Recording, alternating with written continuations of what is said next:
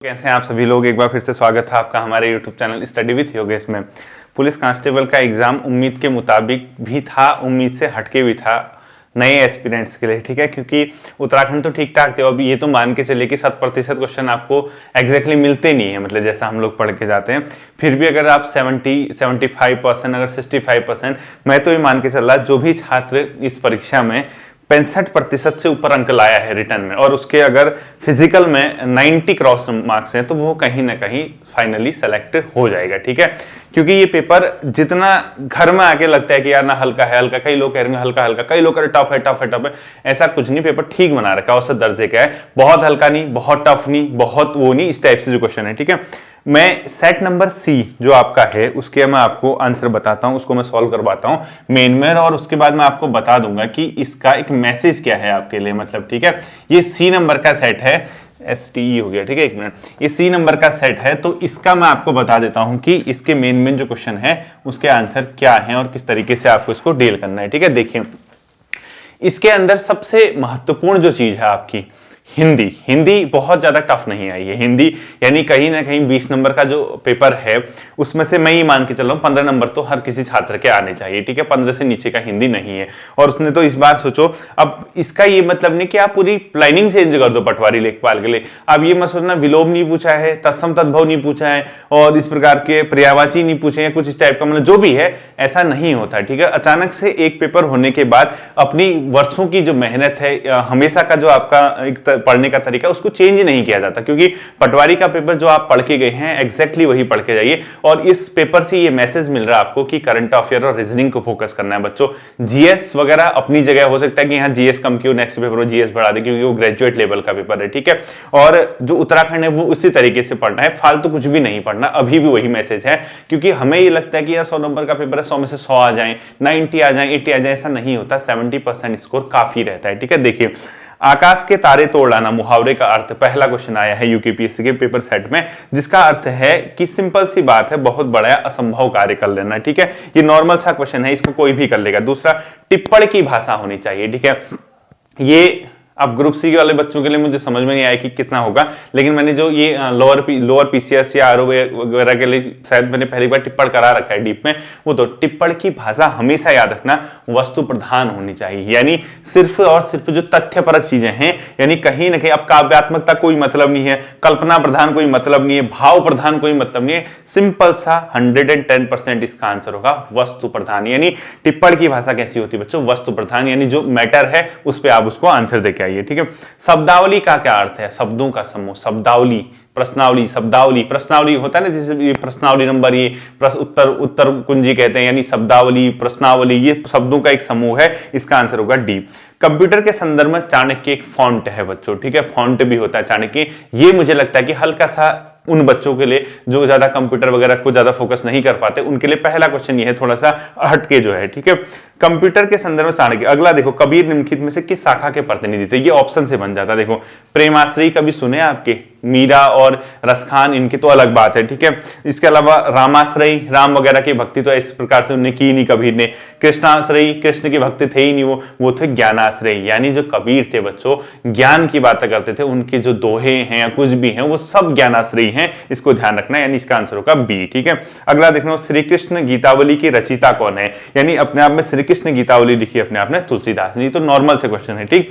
अगला देखो, कर्मभूमि का लेखक कौन है, बहुत बार आपको कराया कर्मभूमि, मैंने शायद टेस्ट सीरीज में भी दी थी, प्रेमचंद जी की है, ठीक है, यानी कर्मभूमि के लेखक कौन है, प्रेमचंद। अगले देखना, हिम किरीटिनी के रचयिता कौन है, माखनलाल चतुर्वेदी, ठीक है। एक थोड़ा सा क्वेश्चन, जैसे बच्चे साहित्य वगैरह पढ़ते हैं तो हिम किरीटिनी, अब देखो इसने साहित्य से ज्यादा क्वेश्चन कर दिए अभी तक, इसमें इसके 4 क्वेश्चन बैक टू बैक साहित्य के आगे, ठीक है। अगला देखना, महादेवी वर्मा के रेखाचित्र, भक्तिन के प्रमुख पात्र, भक्तिन का वास्तविक नाम है लक्ष्मीन, ठीक है, उसका वास्तविक नाम क्या है, लक्ष्मीन। यानी 5 क्वेश्चन इसने आपसे कहां से कर दिए, डायरेक्ट उठा के अपने आप पे हिंदी साहित्य से। अब पटवारी लेखपाल के लिए अभी से ये नहीं कि हिंदी साहित्य पढ़ो, हिंदी साहित्य पढ़ो, हिंदी ये पढ़ो, हिंदी, ऐसा कुछ नहीं है। हो सकता है वहां एक ही क्वेश्चन आए, हो सकता है 2 ही। तो अपनी जो प्लानिंग होती है ना उसको सडनली चेंज नहीं करना, क्योंकि समय इतना नहीं है। हर पेपर कुछ ना कुछ नया मैसेज लेके आता है। ये पहला पेपर था जो यूकेपीएससी करा रहा ग्रुप सी का, तो ये आगे के लिए एक मैसेज है कि आपको आगे क्या क्या देखना है। अब ये नहीं कि हिंदी साहित्य 5 पूछे तो हम 5 क्वेश्चन हिंदी साहित्य के करके जाएं। हो सकता है आपका 2 ही नंबर आए, हो सकता है 1 ही नंबर आए। तो कुछ एक्सपेरिमेंट ना करते हुए जो पढ़ा है उसी को आगे को कंटिन्यू करना है। ठीक है, अगला देखना, भारतीय आर्य भाषा के विकास क्रम में पाली और प्राकृत के उपरांत तीसरी भाषा कौन सी है? तो नॉर्मल सा क्वेश्चन है, हिंदी भाषा के विकास का क्रम क्या होगा, पाली, ये वो, तो अपभ्रंश इसका आंसर अपने आप में रहेगा। ठीक है, यानी 10वां जो क्वेश्चन है इसका आंसर अपभ्रंश। कुमाऊनी बोली का प्रमुख क्षेत्र आप जानते हैं, अल्मोड़ा नैनीताल का जो क्षेत्र, ये तो सिंपल सा क्वेश्चन है। ठीक है, देवनागरी लिपि का विकास जन्म किससे हुआ, ये भी आप जानते हैं, ब्राह्मी से हुआ है। जब लिखने से कोई अंश छूट जाता है तो उसे प्रदर्शित करने के लिए हंसपद का प्रयोग किया जाता है। ये मैंने टेस्ट सीरीज में भी आपको बहुत बार दिया है, यानी इसी में से आप लिखते टेस्ट सीरीज में 4-5 क्वेश्चन अभी तक दे चुका हूं मैं। ठीक है, अगला देखना, भाषा की सबसे छोटी इकाई जिसके खंडन न किए जा सकते हैं अक्षर या वर्ण कहलाते हैं। ठीक है, ये आप अच्छे से जानते हैं, आप उसको तोड़ नहीं दे सकते हैं। ठीक है, अगला देखो, अंतिम शब्द में कौन सा प्रत्यय इम, अंतिम इम है ना, ई मो। ठीक है, बी इसका आंसर होगा।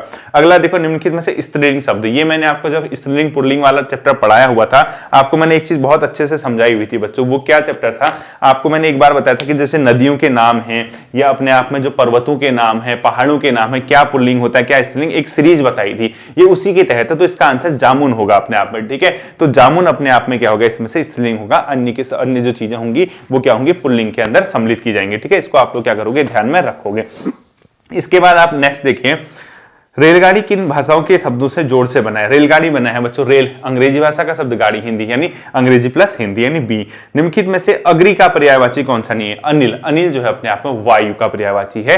ये सिंपल से क्वेश्चन है। ठीक है, सदानंद में संधि कौन सी है? व्यंजन संधि के अंदर सदानंद अपने आप में आएगा, तो इसको चेक कर लेना। ठीक है, वैसे व्यंजन संधि आपके सिलेबस में दी नहीं हुई थी, तो उसने वहां से क्वेश्चन पिक किया, तो ये थोड़ा सा सरप्राइजिंग था। ठीक है, हो सकता है कि यूकेपीएससी को जब उसने सिलेबस के मतलब जिसको पेपर बनाने को दिया हो, वो इस आधार पर कहा हो कि संधि तो कोई भी उठा दो, तो ये थोड़ा सा मेरे को भी मतलब शौक टाइप का लगा। ठीक, आपकी यात्रा मंगलमय हो, सिंपल से बात है, इच्छावाचक। यानी अब आप ये मान के चलना, पूरा का पूरा गणित समझना, जो हिंदी का पोर्शन है बच्चों, वो 20 नंबर में से आउट ऑफ 20 ये हिंदी वाला जो पोर्शन है 15 लाने लायक था। एक औसत दर्जे के छात्र के लिए भी, हर किसी के लिए मुझे ही लगता है कि 15 नंबर आपके यहां से आने चाहिए। ठीक है, हिंदी वाला पोर्शन मैं मान के चल रहा हूं कि 15 नंबर का पोर्शन आपने किया होना चाहिए, ये पेपर में आपके आ जाने चाहिए थे 15 नंबर। ठीक है, इसी आधार पर मैं बताऊंगा ये पेपर किस लायक का बनाया गया। ठीक है, उसके बाद देखो बच्चों 21वां क्वेश्चन, ये अब रीजनिंग के क्वेश्चन आ गए। अब रीजनिंग तो खुद करते रहे हो, ये फिर बहुत बड़ा सरप्राइजिंग था कि रेलगाड़ी के क्वेश्चन उसने उठा दिए। गाय वगैरह वाला तो चलो रीजनिंग का ही है, लेकिन ये रेलगाड़ी का क्वेश्चन उठाएगा ये मैं भी नहीं सोच रहा था। तो एक रेलगाड़ी 2 स्टेशनों के बीच इतने किलोमीटर प्रति घंटे के साथ से चलती है। अब ये पेपर सॉल्व नहीं कराऊंगा, सॉल्व कब कराऊंगा, अब देखो थोड़ा सा उसने मैसेज दे दिया, वो रेलगाड़ी वगैरह मैं चाहता मैं करा देता, लेकिन मुझे पता नहीं था कि रेलगाड़ी के क्वेश्चन भी वो पूछेगा। ठीक है, क्योंकि सिलेबस में था नहीं इस प्रकार से, या तो होगा शायद क्या पता रीजनिंग में, लेकिन वो यूकेपीएससी देखना हमेशा रेलगाड़ी से क्वेश्चन पूछता है। जैसे यहाँ रेलगाड़ी का आया ना, हो सकता है पटवारी में आयु से संबंधित क्वेश्चन आया आपका, यहाँ रेलगाड़ी आगे तो वहां आयु वगैरह देख के जाना आप लोग अच्छे से। ठीक है, तो रेलगाड़ी वाला जो 21 है, उस रेलगाड़ी वाले का जो आंसर है अपने आप में वो है सी, यानी इसका आंसर है 72 किलोमीटर प्रति घंटा। ठीक है, कैसे करना है, क्या करना है, वो सॉल्व, वो बात की बात है, इतना समय नहीं है कि इसको मैं सॉल्व कर रहा हूं अभी। अगला देखो, नीचे दी गई सूचनाओं के आधार पर निर्णय कीजिए कि 5 दोस्तों ए बी सी डी था, ई में सबसे कौन सा लंबा है? तो इसमें सबसे लंबा ई है, यानी इसका आंसर डी होगा। ठीक है, यानी 22वें का आंसर क्या है? डी। अगला देखो, जब एक समतल दर्पण में 8:30 हो, तो ये मैंने पढ़ा रखा है घड़ी वाला, आपको अच्छे से रीजनिंग आपने देखा होगा, तो उसमें 3:30 बजे होंगे, यानी इसका आंसर होगा बी। अगला देखो, नीचे दिए गए आरेख में तरल, पिज्जा और दूध, इनके बीच कैसा वेन डायग्राम बनेगा?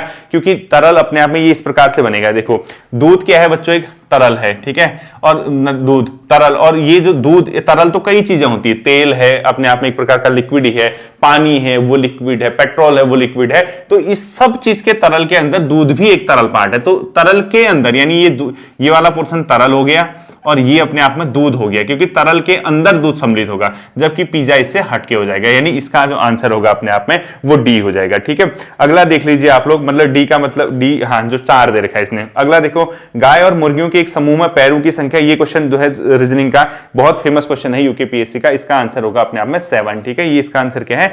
7 है, गाय मुर्गी वाला।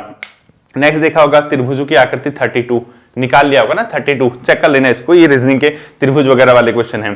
अगला, एक व्यक्ति, ये डायरेक्शन वाला है, बहुत बार दिया, इसको सॉल्व नहीं करा रहा मैं इसको, इसका आंसर है दक्षिण पश्चिम। सिंपल सा क्वेश्चन है, एक व्यक्ति दक्षिण की ओर मुख खड़ा है, वह वामावर्त दिशा में 135 मुड़ता है और इसके पीछे 180 डिग्री दक्षिणावर्त घूमता है, अब उसका मुख कौन सा होगा? ये नॉर्मल सा क्वेश्चन है। ठीक है, अगला, मानव नेत्र किसी वस्तु का प्रतिबिंब बनाते हैं रेटिना पे। अब इसने हिंदी में जो पेपर, जो इंग्लिश में देख लें आप लोग, रेटिना दृष्टिपटल होगा, मेरे पास हिंदी वाला पोर्शन है। ठीक है, अगला देखो, अनुक्रम 1/2 2, 3/4, 5/8, 7/16। इसमें अगली संख्या कौन सी होगी? 9/32। क्यों?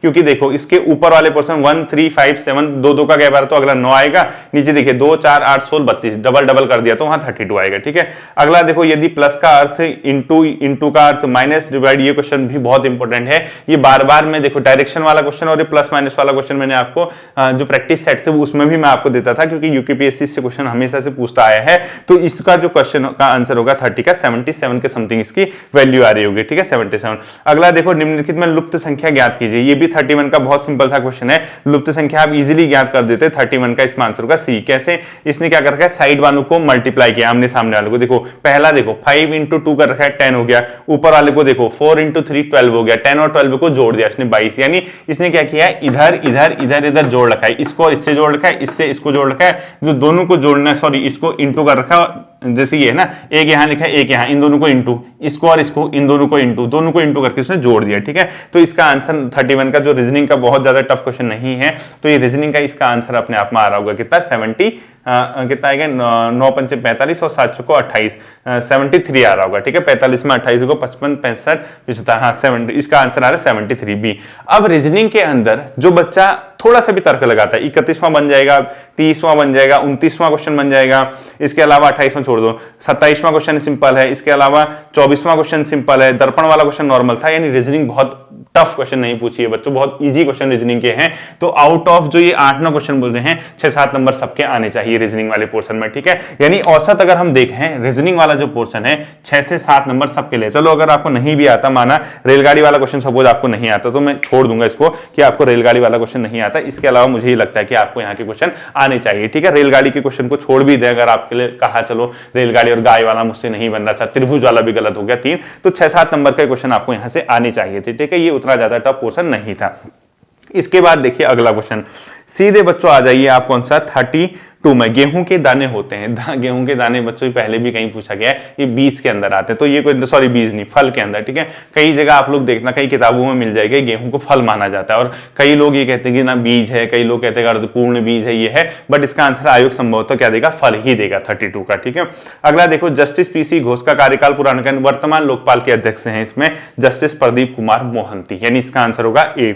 अगला देखो किसने प्रथम पंडित दीनानाथ पुरस्कार जीता था, लता मंगेशकर दीनानाथ, प्रधानमंत्री नरेंद्र मोदी। मैंने आपको ये कराया भी हुआ है। ठीक है, किस शहर में 12वें डिफेंस एक्सपो 2022 की मेजबानी सबसे बड़ा होने वाला है, ये है बच्चों गुजरात के गांधीनगर में। ठीक है, इसका आंसर क्या होगा, गुजरात का गांधीनगर। अगला देखना 2022 में आयोजित सैयद मोदी अंतरराष्ट्रीय टूर्नामेंट का महिला एकल खिताब किसने जीता, पीवी सिंधु ने जीता। ठीक है, यूक्रेन से भारत में जो लोगों को लाया गया ऑपरेशन गंगा के तहत लाया गया, यानी करंट अफेयर के क्वेश्चन उसने ठीक ठाक पूछे गए हैं। ठीक है, अगला देखो निम्नलिखित में से कौन सा एक विकल्प ऑपरेटिंग सिस्टम का उदाहरण है, सभी ऑपरेटिंग सिस्टम है, इसमें विंडोज है, इसमें लिनक्स, इसमें मैक ओएस है, सभी है। ठीक है, अगला है 1 टेराबाइट में शामिल होता है 1024 गीगाबाइट, यानी कितने गीगाबाइट में 1 टेराबाइट आएगा, 1024। अगला देखो ईमेल के माध्यम से भेजे जाने वाले अवांछित वाणिज्यिक संदेश, बहुत सिंपल सा क्वेश्चन है, स्पैम यानी जंक मेल कहते हैं जिसको। ठीक है, ये भी बहुत नॉर्मल सा क्वेश्चन है।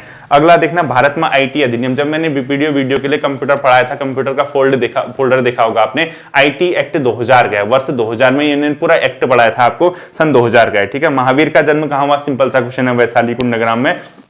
कुतुब मीनार का प्रवेश द्वार क्या कहलाता है, मैं बार बार आपसे ये कहता था मेडिवल हिस्ट्री में आपको स्थापत्य कला देखना है, मैंने ये कहा भी था आपसे, फालतू शासक वगैरह के बारे में न पढ़ के हुए, वहां स्थापत्य कला देखना, चाहे कुतुब मीनार हो, चाहे अलादीन, मतलब ये अलाई दरवाजा हो, अलाउद्दीन का झोपड़ा हो, या कुछ भी हो, इस टाइप के क्वेश्चन वो यूपीपीएससी पूछता है, उसने वही ये किया भी है।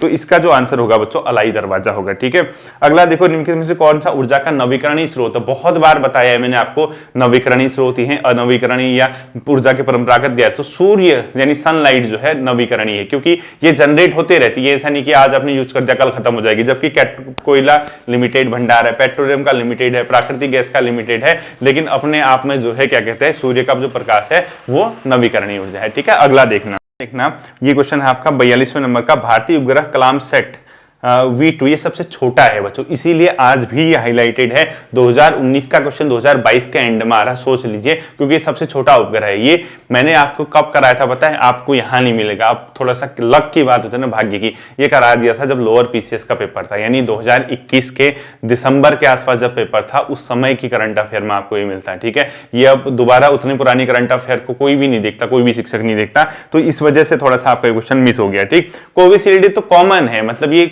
मेरे पढ़ाने से या आपके पढ़ने से कुछ नहीं, ये तो सीरम इंस्टीट्यूट, ये तो इतना अखबारों में रहा कोविड के दौरान, सीरम इंस्टीट्यूट ये करेगा, सीरम इंस्टीट्यूट वो करेगा, वो तो आना ही चाहिए आपको, ठीक है। अगला देखो, भारत वन स्थिति सर्वेक्षण 2021 के अनुसार छत्तीसगढ़, इन राज्यों में छत्तीसगढ़ है, ठीक है। ये वैसे ऑल इंडिया में 3rd या 4th पोजीशन पे आता है वन क्षेत्रफल में, तो यहां पे जो है 1% नहीं कह रहा है, ठीक है, क्षेत्रफल कह रहा नॉर्मल। अगला देखो, मिटियोर अभियान निम्नलिखित में से किससे संबंधित, ये बड़ा टिपिकल क्वेश्चन है। इसका आंसर आयोग क्या देता है? या तो डी देगा या इसका आंसर देगा बी, ठीक है। अंध महासागर का जैविक अध्ययन करने के लिए भी मिटियोर अपने आप में एक अभियान चलाया गया है, संभवतः इसका आंसर बी होगा, इसको स्टार रखे रहना। 48वें का आयोग क्या देगा? या बी देगा या डी देगा, ठीक है। या क्योंकि ये सूर्य ग्रह वगैरह के टकराने से भी संबंधित है मिटियोर अभियान, और उसमें यह बताया जाता है कि दक्षिणी जो अटलांटिक महासागर यानी अंध महासागर, उसमें उसकी स्टडी करनी है, तो या तो बी देगा या डी देगा। फिलहाल के लिए इसको बी मान के चलिए, स्लैश करके डी भी कर देना, ठीक है, इनमें से एक होगा।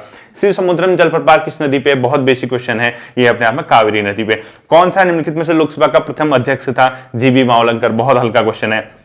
भारतीय संविधान के किस अनुच्छेद में अस्पृश्यता उन्मूलन किया गया? अनुच्छेद 17, बहुत हल्का क्वेश्चन है। शहरी स्थानीय स्वशासन से संबंधित 74वें संवैधानिक संशोधन में पीवी नरसिम्हा राव जी भारत के प्रधानमंत्री थे। कल मैं सोचा था परसों क्वेश्चन तो आएगा ही आएगा, लेकिन ये मेरे भी ध्यान में नहीं रहा कि मैं प्रधानमंत्री भी आपको बताऊं, लेकिन मुझे लगता है कि पीएम तो आपने किया होगा, ठीक है, क्योंकि देखो राजीव गांधी जी की पहले हत्या हो चुकी थी, चंद्रशेखरन नहीं थे उस टाइम, वाजपेयी जी बाद में बने, तो ये अगर थोड़ा सेंस से लगाया होगा तो आपका हो गया होगा। अब तक सर्वोच्च न्यायालय के कितने न्यायाधीशों में बच्चों ये लगा है? किसी पे भी नहीं लगा। एक बार कोशिश हुई थी महाभियोग से हटाने की, बट वर्तमान में किसी भी, मतलब वो भी सफल नहीं हुआ था, तो इसका आंसर डी होगा, ठीक है। अब तक किसी पे नहीं। अगला देखो, आर्थिक सर्वेक्षण 2021-22 के अनुसार, ये बहुत टेक्निकल क्वेश्चन पूछ दिया उसने। 2021-22 के अनुसार भारत का सबसे ज्यादा निर्यात गंतव्य कौन सा रहा, ठीक है। व्यापार अगर आप देखोगे तो व्यापार भारत का सर्वाधिक हुआ है यूएसए के साथ, यानी यूनाइटेड स्टेट ऑफ अमेरिका के साथ भारत ने सबसे ज्यादा व्यापार किया है। भारत का बहुत बड़ा व्यापारिक भागीदार है भैया, कौन सा? United state of America. China के साथ भी इसका व्यापार अच्छा खासा है, लेकिन बीच में जैसे कोविड के दौरान था, या जो भारत के जो नीति है थोड़ा सा चेंज होने की वजह से इनका व्यापार पहले के कंपैरिजन में थोड़ा कम हुआ, ठीक है। थोड़ा विवाद वगैरह भी हुए, सीमा विवाद वगैरह, तो इसका आंसर संभावित है आपका कि इसको भी यूकेपीएससी के आंसर का वेट करना पड़ेगा, या तो इसका आंसर यूएसए रखेगा, संयुक्त राज्य अमेरिका, ठीक है, और संयुक्त राज्य अमेरिका नहीं होगा तो जर्मनी, तो मुझे लग नहीं रहा कि होगा करके, मैं ये मान के चल रहा हूं कि इसका आंसर सी होना चाहिए, ठीक है, यूनाइटेड स्टेट ऑफ अमेरिका। मैं भी इस क्वेश्चन को स्टार करता हूं, वेट करता हूं इसका आंसर का, क्योंकि 100% कोई आंसर तो हम भी नहीं बता सकते हैं, कहीं ना कहीं एक आध क्वेश्चन, 2-4 क्वेश्चन आपके आयोग के आंसर पे वेट करना पड़ेगा, तो संभावित है कि इसका यूनाइटेड स्टेट ऑफ अमेरिका हो, ठीक है। अगला देखना, निम्नलिखित में से कौन सा भारत सरकार की काश्तकारी व्यवस्था में सुधार का अंग नहीं है, कह रहा। देखो ये बहुत टेक्निकल क्वेश्चन है, ये भी आयोग के आंसर पे वेट कीजिए, बट मेरे हिसाब से इसका आंसर डी है, ठीक है। काश्तकारों को भू स्वामित्व देना मुझे नहीं लगता कि कोई काश्तकारी सुधार के लिए एक पॉइंट होगा, क्योंकि जो लगान है, जो टैक्स है, उसका नियमन रेगुलेशन तो करना ही करना है, क्योंकि अगर उसका नियमन होगा तो उसी हिसाब से जो काश्तकार है वो भी काम करेंगे। दूसरा, चकबंदी तो है ही है सुधार का अंग। तीसरा, काश्त अधिकारों की सुरक्षा, उनके अपने अधिकार होने चाहिए, बट उनको अधिकार में उन्हीं को जमीन का स्वामित्व दे दो, ये कोई लॉजिक नहीं है, ठीक है। तो इसका आंसर अपने आप में डी होगा, ठीक है। अगला देखना, हाल ही में किन दो बैंकों का पंजाब नेशनल बैंक में विलय किया गया है? Oriental bank, OBC of commerce और यूनाइटेड बैंक ऑफ इंडिया, इसका आंसर है बी, ठीक है। निम्नलिखित में से कौन सी भारत में संघीय वित्त की समस्या नहीं है? ये भी बहुत टेक्निकल क्वेश्चन पूछ दिया, मतलब जैसे होता है ना जीएस के क्वेश्चन, कुछ क्वेश्चन तो उसने ऐसे पूछ रखे हैं, इतने बच्चों के हिसाब से, 12th के हिसाब से मुझे लग नहीं रहा था कि ऐसे क्वेश्चन भी यहाँ पे पूछेगा। तो फिर भी ऐसा है ना, जैसे पेपर टफ आता है तो पेपर थोड़ा हार्ड रहता है, तो इसका ये मतलब नहीं कि मेरे 100 में से सर 90 नहीं आए तो मेरा नहीं होगा, सबके नीचे आ जाएंगे ना, वो 70 नंबर सबके आएंगे, तो 60 नंबर तेरे भी आएंगे, 65 तेरे भी आ जाएंगे, कुछ इस तरीके का रहेगा, ठीक है। तो निम्नलिखित में से कौन सा भारत में संघीय वित्त की समस्या नहीं है? राज्य सरकार की आवश्यकताओं और समाधानों में अंतर, वास्तव में ये संघीय वित्त की बहुत बड़ी प्रॉब्लम होती है, क्योंकि अलग अलग राज्य अपनी अपनी हिसाब से डिमांड करता है, अपनी क्षेत्रीय समस्याओं के हिसाब से डिमांड करता है, ये दिक्कत रहती है। दूसरा, राज्यों की स्वायत्ता का प्रश्न, ये भी सही आंसर है, राज्यों की स्वायत्ता का प्रश्न रहता है। क्यों? क्योंकि कहीं राज्यों को ये लगता है यार संघ ने हमें पैसा दे दिया, हमें अपने हिसाब से हमारे यहाँ नीतियां न चलाए, बार्गेनिंग करते हैं राज्य और केंद्र, ठीक है, ये भी इसका आंसर समस्या है ही वास्तव में। तीसरा, क्षेत्रीय असंतुलन के समाधान में असफलता, वास्तव में क्षेत्र में असंतुलन है तो उसका सॉल्यूशन नहीं हो पा रहा, तो ये कहीं ना कहीं दिक्कत है। और चौथा आंसर है वित्त आयोग के बढ़ता हुआ महत्व, मुझे लग रहा है कि 57 का डी देना चाहिए, ठीक है, क्योंकि ये कोई प्रॉब्लम नहीं है। फिर फाइनेंस कमीशन तो अपना काम कर रहा है, वो तो संवैधानिक संस्था है, उससे क्या करना है, उसकी महत्वता तो है ही है, बढ़ता हुआ महत्व उसको तो होना चाहिए ना, वो तो ठीक अच्छी बात है। लेकिन पहले के 3 ऑप्शन जो है वो बिल्कुल करेक्ट हैं, लेकिन चौथा ऑप्शन मुझे लगता नहीं है कि इसकी कोई समस्या। फाइनेंस कमीशन अलग चीज है, भले ही वो केंद्र राज्य के बीच संसाधनों, वित्तीय संसाधनों का जो आवंटन होता है उसके लिए रिकमेंड करता है किस हिसाब से क्या करना चाहिए, बट जो पहले की 3 प्रॉब्लम है वो वित्त की जो प्रॉब्लम आती है, क्षेत्रीय संतुलन है, राज्यों की स्वायत्ता पे प्रश्न चिन्ह आता है, तो इसका आंसर डी होना चाहिए, ठीक है। अगला देखो, एकमात्र विदेशी शक्ति का नाम जिसने 1857, मुझे ये लगता है व्यक्तिगत तौर पे बच्चों, आज तक तो मैंने कभी पढ़ा नहीं क्वेश्चन, बट ये क्वेश्चन नेपाल होगा जितना मेरा। इसके पीछे लॉजिक देखिए, श्रीलंका और भूटान का तो मैंने कभी सुना नहीं, ठीक है, भारत के साथ मतलब जो क्रांति के दौरान। बचा बर्मा, बर्मा होना चाहिए था, लेकिन बर्मा इसलिए नहीं होगा क्योंकि अंग्रेजों का बर्मा के साथ तो ऑलरेडी अपने आप में क्या चल रहा था, पंगा, उनके साथ प्रथम आंग्ल बर्मा युद्ध, द्वितीय आंग्ल बर्मा युद्ध, तृतीय आंग्ल बर्मा युद्ध सुनते होगे ना, तो क्यों 1857 की क्रांति में बर्मा साथ देगा। नेपाल इसलिए हो सकता है क्योंकि एक तो 1816 की संगौली की संधि हो चुकी थी नेपाल और ब्रिटिश के बीच, दूसरा जो ब्रिटिश सेना थे उसमें कई गोरखा सैनिक, जो नेपाल के सैनिक थे, ब्रिटिश के साथ थे, तो पुलिस एग्जाम की दृष्टिगत मुझे लगता नहीं कि आपसे इतना पेचीदा क्वेश्चन पूछे कि आप नेपाल टिक ना कर सको, तो इसका आंसर लगभग मान के चलिए कि नेपाल होगा। हाँ, आयोग ने किसी किताब के अंदर से अगर पकड़ के कुछ ऐसा अगर पॉइंट हो जो हमारी रीच से बाहर है तो कुछ कहा नहीं जा सकता, लेकिन इसका आंसर नेपाल होगा, ठीक है। अगला क्वेश्चन देखिए, जिसने वर्ल्ड हिस्ट्री पढ़ी थी उस समय जब मैं पढ़ाता था बीपीडीओ के लिए, वहां नॉर्मल क्वेश्चन कराया था, बोस्टन चाय पार्टी का संबंध अमेरिकी क्रांति से 1776 के आसपास, आपने सुना होगा, ये नॉर्मल क्वेश्चन है, अमेरिकी क्रांति, ठीक है।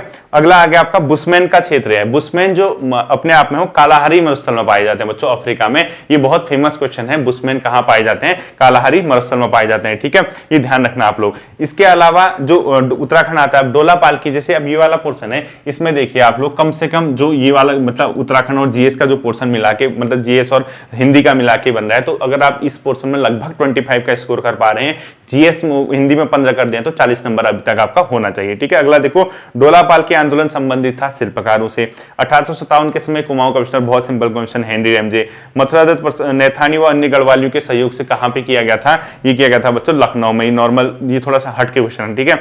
अल्मोड़ा में सबसे पहले प्रेस खोलने व समाचार पत्र, ये क्वेश्चन टेक्निकल हो जाएगा 64 वाला, तो ये कौन सा है, 64, या तो इसका आंसर देगा वो सी या देगा डी, बुद्धि बल्लभ पंत, लेकिन अभी तक जितना मेरे समझ में आया इसका आंसर सी होना चाहिए, क्योंकि अल्मोड़ा अखबार वहीं से प्रकाशित हुआ था, लेकिन प्रेस खोलने वाली बात कर रहा है, तो कहीं ऐसा ना हो कि शक्ति समाचार के हिसाब से बद्रीदत्त पांडे दे दे, बट जितना मैं समझ पा रहा हूं इसका आंसर वो सी देना चाहिए, ठीक है। फिर क्योंकि हम लोग जो बताएंगे उसके कंपैरिजन में आयोग के आंसर में आपका 5 से 6 नंबर का गैप रहना चाहिए, 4-5 क्वेश्चन तो ऊपर नीचे होते ही हैं, ठीक है। अगला देखो, कुर्मांचल केसरी किसे कहते हैं, बद्रीदत्त पांडे, सिंपल का क्वेश्चन। गढ़वाल कांग्रेस कमेटी के नियंत्रण पर पंडित जवाहरलाल नेहरू किस वर्ष से दुगड्डा आए थे, ठीक है। अब देखना, ये जो क्वेश्चन है इसका आंसर वैसे तो होना चाहिए 1930, कितना, 1930, लेकिन 1936 में भी पंडित जवाहरलाल नेहरू कहाँ आए थे, अपने आप में गढ़वाल दुगड्डा में आए थे। अब इसमें देखना, अगर ये क्वेश्चन टेक्निकल नहीं है तो इसका आंसर सीधा 1930 हो जाएगा। अगर इसमें आयोग ने इस आधार पे क्वेश्चन नहीं पूछा कि गढ़वाल कांग्रेस कमेटी के आमंत्रण पे, हो सकता है इसमें घूमने आए हों दुगड्डा, बाद में उनको दोबारा गढ़वाल कांग्रेस कमेटी द्वारा बुलाया गया हो, तो ये क्वेश्चन थोड़ा सा तकनीकी हो सकता है, बहुत ज्यादा सरप्राइज मत होना कि 1930 की जगह 1936 दे दिया ऑप्शन में, ठीक है। मैं ये कह रहा हूं कि होना 1930 ही चाहिए, मैं इसलिए कह रहा हूं कि अगर आयोग ने किसी आधार पर 1936 दे दिया तो हो सकता है कि वो वही वाला पेच आपका फंसा दिया उसने, ठीक है, कि किसके आमंत्रण पे आया था वाला। अगला देखना, इसमें सविनय अवज्ञा आंदोलन के दौरान अल्मोड़ा नगर पालिका भवन में तिरंगा किसने फहराया था, ये क्वेश्चन बहुत मतलब हटके है, डेप्थ में भी है, तो इसका आंसर जहां तक मुझे पता है इसका आंसर होना चाहिए बी, होमवती देवी, ठीक है। होमवती देवी इसका आंसर संभावित है कि होमवती देवी इसका आंसर होना चाहिए। अब हो सकता है कि रेवती देवी, जीवंती देवी तो थी, मंगला देवी भी अब हो सकता है कि आप था, लेकिन संभावित है कि होमवती देवी होना चाहिए। गंगा का निर्माण किन नदियों के संगम से हुआ है, तो पता ही है आपको, अलकनंदा, भागीरथी, देवप्रिया की, तो ए आंसर है, ठीक है। श्री बद्रीनाथ किस नदी के किनारे कहां पे है बताइए आपको अलकनंदा। बागेश्वर किसके तट पे है आपको पता है, सरयू गोमती के तट पे। निम्नलिखित में से किसे गढ़वाल की दिवंगत विभूतियां लिखी, भक्त दर्शन, नॉर्मल सा क्वेश्चन है। अगला 1921 में गढ़वाल कांग्रेस कमेटी के कार्यकर्ताओं की बैठक की अध्यक्षता पुरुषोत्तम दास टंडन ने कहां पर की थी, जयहरी खाल, ठीक है, जयहरी खाल इसका आंसर हो सकता है। मुझे तो नहीं मिला, कंफर्म नहीं हूं, अगर आप लोगों को कहीं मिला तो कमेंट सेक्शन में बता देना, ठीक है। गढ़वाल का बारदोरी, नॉर्मल सा क्वेश्चन है, गुजेडू बहुत बार पढ़ा रखा है आपको। पर्वतीय क्षेत्र में मिट्टी के कटाव को रोका जा सकता है, सीढ़ीदार खेत बना के हम कर सकते हैं, डी होना चाहिए इसका आंसर। निम्नलिखित में से कौन सा युग्म सुमेलित नहीं है, देवरिया ताल सुमेलित है, देवरिया ताल जो है अपने आप में रुद्रप्रयाग में, बाकी बेनीताल वगैरह ये अलग अलग सब मैच कर रखे हैं, ठीक है। निम्नलिखित में से कौन सा दर्रा गोरी जलागम से संबंधित नहीं है, मुलिंगला नहीं है, मुलिंगला उत्तरकाशी के आसपास है, जबकि ये बाकी पिथौरागढ़ के इलाके के पूछे उसने, ठीक है। अगला देखो, इनमें से कौन सा युग्म सुमेलित नहीं है, खतलिंग जो है टिहरी में, इसने उत्तरकाशी दी है, बाकी कफनी, रालम और अलकापुरी आप जानते हैं। उत्तराखंड विधानसभा में अनुसूचित जनजाति की कितनी सीटें आरक्षित, 2, चक्राता और नानक मत्ता आपको पता ही है। मुख्यमंत्री द्वारा पंचायतों में 50% महिलाओं को आरक्षण, भुवनचंद खंडूरी, बीसी खंडूरी जी के द्वारा, ठीक है। उत्तराखंड विधानसभा के प्रथम मनोनीत सदस्य कौन थे, रसेल वेलेंटाइन गार्डनर, ठीक है, एंग्लो इंडियन की जो बात कर रहा। अगला देखना आप, निम्नलिखित में से कौन उत्तराखंड के पहले मुख्यमंत्री थे, नित्यानंद स्वामी जी, तो नॉर्मल से क्वेश्चन है। उत्तराखंड विधानसभा के प्रथम अध्यक्ष कौन थे, प्रकाश पंत जी, पता ही आपको। उत्तराखंड में राज्यसभा से सदस्यों की संख्या कितनी, 3 सदस्य, पता है आपको। जमींदारी उन्मूलन और भूमि सुधार एक्ट ये नया है बच्चों, ये 1956-55 का जो यूपी के समय का था, संभावित है कि इसको चेंज करके 2021 में उत्तराखंड गवर्नमेंट ने इसको क्या कर रखा है, अपने आप में अडॉप्ट किया है, तो इसके अंदर, ठीक है। अगला देखना आप लोग, उत्तराखंड में नंदा देवी शिखर की ऊंचाई 7817 मीटर, जो भी ये ऑप्शन नॉर्मल है।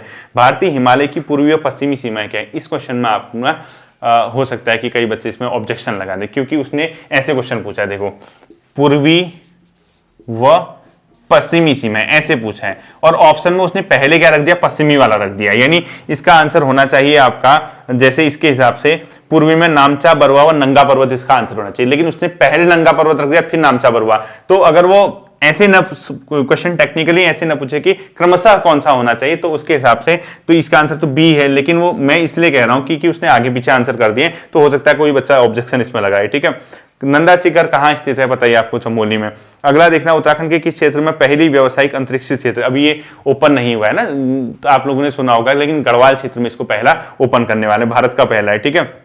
अगला देखना, नीति आयोग द्वारा अगस्त 2022 में उत्तराखंड के, ये भी मैंने कराया है आपको, आकांक्षी जिला टेस्ट सीरीज में भी मैंने इसको दिया है क्वेश्चन पेपर में, हरिद्वार को। भारत के प्रथम रक्षा सेवा प्रमुख जनरल बिपिन रावत जी, पौड़ी गढ़वाल से। लोक संगीत के क्षेत्र में ये भी मैंने आपको कराया है, नरेंद्र सिंह नेगी जी को मिला, ठीक है, किसको 9 अप्रैल को संगीत नाटक अकादमी पुरस्कार दिया गया, नरेंद्र सिंह नेगी जी को। भारत की खाद्य सुरक्षा सूचकांक 21-22 में उत्तराखंड का स्थान बताया मैंने आपको 7वां, ठीक है। उत्तराखंड में IT पार्क कहां स्थित है, देहरादून में। उत्तराखंड के किस जिले में हथकरघा उद्योग पंजीकृत संख्या सबसे ज्यादा थी, इसका आंसर वेट करना, संभावित है कि इसका आंसर उधम सिंह नगर होगा, ठीक है। अब इसके आंसर का वेट करना, मैं भी श्योर नहीं हूं, बट उधम सिंह नगर मुझे लगता है कि इसका होना चाहिए।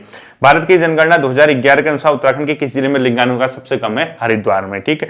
उत्तराखंड में अक्षय ऊर्जा उरेडा का मुख्यालय पहले अल्मोड़ा था, अब जाके देहरादून, बहुत बार मैंने अपनी वीडियो में बताया है, वॉइस मैसेज में भी बताया है कि ये देहरादून शिफ्ट हो गया, ठीक है। 2019-20 में किस क्षेत्र में उत्तराखंड का सेकेंडरी विनिर्माण क्षेत्र में, ठीक है, अभी भी इस बार भी विनिर्माण ही है, तब भी द्वितीय क्षेत्र था, अब भी द्वितीय क्षेत्र है, ठीक है। मतलब कि सकल घरेलू उत्पाद में किस क्षेत्र का योगदान सर्वाधिक है, ये पूछ रहा है। उत्तराखंड का गांधी नाम से किसको जाना जाता है, आप लोग जानते हैं, इंद्रमणि बडोनी। क्षेत्रफल के हिसाब से उत्तराखंड का सबसे बड़ा जिला चमोली। उत्तराखंड का निर्माण भारतीय राज्यों का 27वें क्रम का राज्य था, ठीक है। अब देखो ये 100 नंबर का पेपर हो गया। अब बच्चों को ये लगता है ना 5-7 क्वेश्चन 8 क्वेश्चन थोड़े टफ आ गए, तो हमें तो बहुत टफ हो गया। वास्तव में बता रहा हूं ये पेपर 70 लायक है, यानी इसमें पढ़ने वाले बच्चे के 70 से 75 मार्क्स आने चाहिए। अब कैसे कहो, हिंदी का जो पोर्शन है 2-4 क्वेश्चन से ऊपर उसमें टफ नहीं है, यानी 15 क्वेश्चन हिंदी में आने ही आने चाहिए। रीजनिंग के मैंने जो टोटल काउंट किए क्वेश्चन, उसमें 8-9 क्वेश्चन में से 5-6 क्वेश्चन तो बननी चाहिए, यानी जो 40 नंबर की जीएस है, थोड़ा इसमें करंट अफेयर, कुछ क्वेश्चन जीएस के, यानी जो बचा हुआ 40 नंबर है उसमें एटलीस्ट बच्चों को उसमें 25 नंबर जाना चाहिए, ठीक है। और लास्ट का जो उत्तराखंड का पोर्शन है बच्चों, उस उत्तराखंड के पोर्शन में आउट ऑफ 40 इसमें कम से कम 30 मार्क्स का पोर्शन होना चाहिए, इतना टफ नहीं है। तो बताओ 30 और 25 कितना होता है, 55 नंबर, और 55 और 15 कितना है, 70 नंबर। यही तो मैं आपसे कल कह रहा था, मैंने यही तो एवरेज लगाया था कि 70 के समथिंग आपका स्कोर चले जाएगा,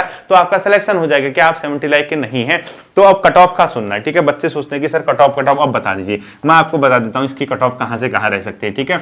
जो रिटर्न और फिजिकल का टोटल है, क्योंकि रिटर्न और उसको दोनों को देखा जाए औसतन, अब आप लोग अपने हिसाब से रिटर्न और फिजिकल के मार्क्स ऊपर नीचे कर लेना है, ठीक है। मैं औसत मान के चल रहा, जितने नंबर ऑफ पोस्ट हैं 88 फिजिकल वाला ठीक ठाक है, ठीक है। उसके अलावा लगभग जितने नंबर ऑफ पोस्ट हैं, नंबर ऑफ पोस्ट बहुत ज्यादा है, ठीक है, इतनी कम पोस्ट नहीं है, लगभग 65 से 70 नंबर औसतन ये। अब लगाओ 8 और 5 कितना होता है, 8 और 5 13, ठीक है, 13 3 1 बचा, 6 के 7 8 7 15 153। और इस 153 में जो लगाया जाता है औसत, इसमें कम से कम 5 नंबर आप जोड़ दीजिए, ठीक है। वो 5 कैसे, इसको 5 कर दीजिए और इसको 2 कर दीजिए, यानी 7 नंबर जोड़ दीजिए। जो बंदा इस 153 में 7 लाएगा, 160, वो लगभग श्योर सिलेक्शन पाके है।